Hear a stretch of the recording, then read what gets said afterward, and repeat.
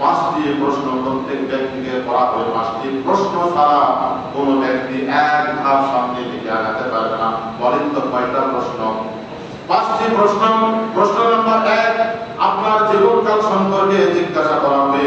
যে জীবন আল্লাহ রাব্বুল আলামিন আপনাকে দিয়েছে, এই জীবন আপনি কিভাবে ব্যয় করেছেন, এই জীবন আপনি কিভাবে অতিবাহিত করেছেন। নাম্বার 2, যৌবনকাল সম্পর্কে আল্লাহ রাব্বুল আলামিন আপনাকে যে যৌবন দিয়েছে, এই যৌবনটা আপনি কোন পথে ব্যয় করেছেন, এই যৌবনটা আপনি কোন পথে বিনাশ করেছেন। নাম্বার 3, ধন দৌলত সম্পর্কে আপনাকে জিজ্ঞাসা করা হবে। আপনি এই পৃথিবীতে যত সম্পদ ধন দৌলত কামাই করেছেন তা কোন পথে উপার্জন করেছেন, আপনাকে জিজ্ঞাসা করা হবে। নাম্বার 4, আপনাকে জিজ্ঞাসা করা হবে এই পৃথিবীতে আপনি যে ধন সম্পদ অর্থ উপার্জন করেছেন, এটা আপনি কি কি পথে ব্যয় করেছেন, কোন কোন খাতে খরচ করেছেন, আপনাকে জিজ্ঞাসা করা হবে।